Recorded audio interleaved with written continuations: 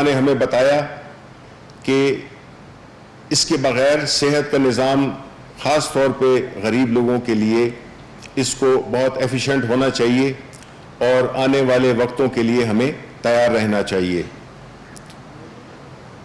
اس کے ساتھ جو بنیادی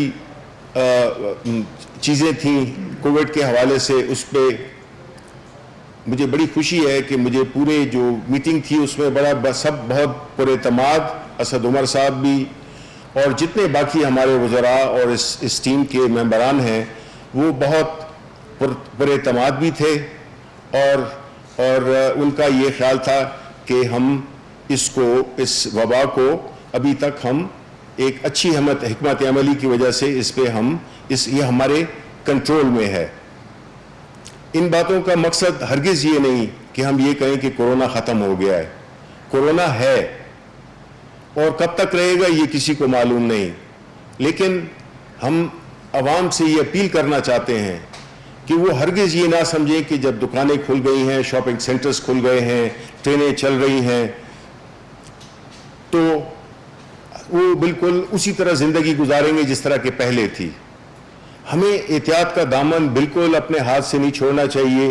ہمیں یہ وقت ہے کہ ثابت کریں کہ ہم ایک ذمہ دار قوم ہیں، ہم ایک ایسی قوم ہے جو کہ اکٹھے ہو کے لڑنا چاہتی ہے اس وبا سے، یا کسی بھی جو قومی ایشو ہو اس پہ ہم بالکل ایک ہی طرح سے یک قدم چلیں گے۔ اور ساتھ ہی میں اپوزیشن کو بھی یہ ریکویسٹ کرنا چاہتا ہوں کہ دیکھیں آج سپریم کورٹ کا فیصلہ بھی از خود نوٹس پہ جو انہوں نے فیصلہ دیا ہے ہم اس کا خیر مقدم کرتے ہیں۔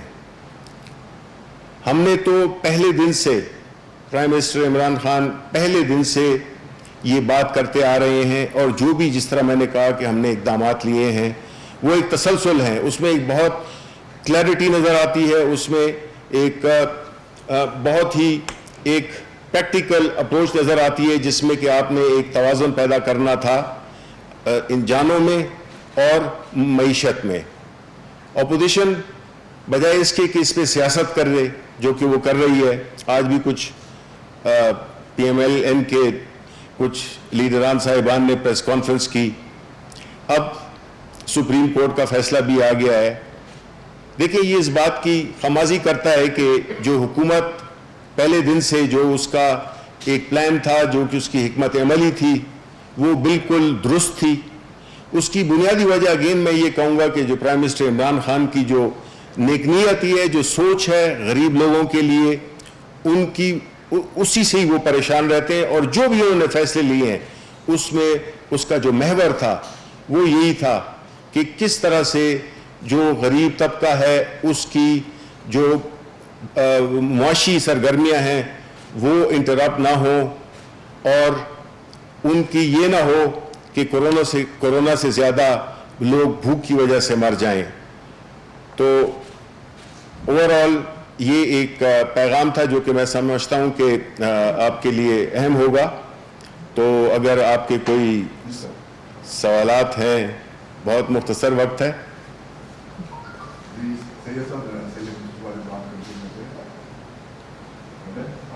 اچھا، تو یہ آپ نے جس طرح فرمایا کہ لاک ڈاؤن کے وجہ سے کہ آپ نے مطلب شاپس وغیرہ کا کھولنے کا ٹرینیں وغیرہ نہیں کیا ہے، آپ یہ سمجھتے ہیں کہ کیونکہ ابھی جو صورتحال چل رہی ہے تو آپ یہ اس پبلک کو کس طرح کنٹرول کریں گے؟ مطلب اس کے لیے کوئی میکینزم بنایا ہے آپ نے کہ کیونکہ یہاں تو آپ کو پتا ہے کہ ایک شاپ کھلے تو ادھر خواتین مردوں سے زیادہ تو خواتین کا رس ہو جاتا ہے، دیکھیں اس کو روکنے کے لیے۔ اور دوسری بات یہ ہے کہ ہر رمضان میں جو ہے پہلے رمضان سے پہلے کہا جاتا ہے کہ مہنگائی جو ہے نہیں ہونے دیں گے، اس دفعہ بھی یہی ہوا ہے، مہنگائی اتنی ہوئی کہ لوگ پریشان ہو گئے، اس کے اوپر کسی کو چیک اینڈ بیلنس سرکار نے؟ جی بالکل، دیکھیں جہاں تک کہ آپ کا جو پہلے سوال کا پہلا حصہ تھا وہ بہت ہی اہم ہے، آپ نے جو سوال کیے وہ بہت اہم سوال ہے، اور یہی اپیل ہم عوام سے کرتے ہیں کہ وہ ذمہ داری کا ثبوت دیں۔ اب دیکھیں حکومت ڈنڈا لے کر کسی کو یا پرائم منسٹر صاحب لوگوں کو ہاتھ سے پکڑ کے گھر نہیں بٹھا سکتے۔ آپ کو اگر ایک فیسلٹی دی گئی ہے، ایک راستہ پیدا کیا گیا ہے، تو اس پہ اس کو کامیاب کرنا آپ پہ فرض ہے. لیکن اگر ہم نے دیکھا کہ یہ چیز کام نہیں کر رہی اور لوگ اسی بے احتیاطی کا ثبوت دے رہے ہیں جو کہ بدقسمتی سے ابھی تک دیا ہے, تو پھر یہ چیز دوبارہ نافذ کر دی جائے گی, بند کر دی جائے گی. تو لوگوں نے دیکھ بھی لیا ہوگا کہ یہ اس سختی سے کتنی تکالیف ہوتی ہیں. تو آیا وہ تکالیف برداشت کرنا چاہتے ہیں, یا وہ ایک جو سمپل قسم کی, ایک بہت ہی آسان قسم کی تدابیر ہیں ان کو اختیار کر سکتے ہیں. دوسری بات یہ ہے کہ جہاں تک مہنگائی کا تعلق ہے, آپ کو پتہ ہے بدقسمتی سے ہمارے ملک میں ہمیشہ یہی رواج رہا ہے کہ جب رمضان آتا ہے تو چیزیں مہنگی ہو جاتی ہیں, جبکہ اور ممالک میں جب آتے ہیں تو وہ چیزیں سستی ہو جاتی ہیں. اس میں ہمیں دیکھنا ہوگا, یہ ہمارا ایک معاشرے کا ایک سیریس پرابلم ہے. کوئی وجہ نہیں ہے, کسی چیز کی کمی نہیں آئی ہے اس پورے اس کرائسس میں. کھانے پینے کی چیزیں سب اللہ تعالیٰ کے فضل سے اس میں ہم بالکل کامیاب رہے ہیں کہ اس میں ہم نے کوئی تعطل, کسی چیز کی کمی بیشی نہیں آنے دی. اب انفلیشن نیچے آ رہی ہے, انٹرسٹ ریٹس بھی نیچے آ رہے ہیں, مزید نیچے آئیں گے. تو ہمیں چاہیے کہ ہم اس سچویشن سے ہم فائدہ اٹھائیں اور تعاون کریں. جی یہ جو احساس پروگرام کے تحت کووڈ-19 سے نمٹنے کے لیے 3 مراحل گزرے. 3 مرحلوں میں لوگوں میں پیسے تقسیم کیے. پہلے 2 مرحلے جو غربت کی لکیر سے نیچے تھے, اور پھر غربت کی لکیر سے اوپر آس پاس کے لوگوں کو بھی کور کیا گیا, جو بہت اچھی بات ہے. اب چوتھا مرحلہ ہے سر, وہ لوگ جو روزگار کھو بیٹھے ہیں ان کو کور کر رہے ہیں. سر اس میں میری گزارش یہ ہے کہ وہ آن لائن فارم ہے, اس میں ایسے بہت سارے لوگ بھی ہیں چھوٹے اداروں کے ملازمین جنہیں 3 ماہ سے سیلریز نہیں ملی. ان اداروں نے انہیں لے آف بھی نہیں کیا اور جاب سے بھی نہیں نکالا, لیکن وہ بھی اسی کرب سے گزر رہے ہیں جس سے جاب لیس ہونے والے لوگ ہیں. تو سر ان کے لیے بھی کوئی اس طرح کی کوشش کی جا سکتی ہے کہ وہ بھی اس میں کور ہو جائے. سیکنڈ سر, آپ نے ٹرین کی جو روانی ہے اس کی بات کی. سندھ گورنمنٹ سے فیڈرل گورنمنٹ کی کچھ معاملات اتنے اچھے نہیں چل رہے, تو یہ ٹرین جب چلے گی سندھ حدود میں جائے گی تو اس سے ترقیاں مزید بڑھیں گی یا معاملات ٹھیک رہیں گے؟ Thank you. دیکھیں, اگر میں اس آپ کی آخری بات کا تو میں فوراً جواب دیتا ہوں کہ سندھ حکومت نے اس ایشو پہ بہت سیاست کی ہے. NCOC ایک ایسا ادارہ ہے جس میں ان کی مکمل پریزنٹیشن ہوتی ہے, وہ چیف منسٹر خود بھی ہوتے ہیں. تو جو بھی فیصلے اب تک ہوئے ہیں وہ کوئی یک طرفہ فیصلے نہیں تھے, اس میں وہ بالکل شامل تھے. وہ الگ بات ہے کہ وہ واپس جا کر وہاں پہ سیاست شروع کر دیتے ہیں. اب سپریم کورٹ کا فیصلہ بھی آ گیا ہے, تو بنیادی طور پہ سپریم کورٹ نے بھی یہی کہا ہے. دوسری بات کہ جو آپ کہہ رہے تھے کہ جو پرائم منسٹر صاحب کے جو پیکیجز تھے کووڈ کے سلسلے میں, اس میں ایک آج بھی اس کا افتتاح ہو رہا ہے. وہ لوگ جو کہ جن کی نوکریاں تھیں ان کو تنخواہیں نہیں ملیں, بے روزگار ہو گئے.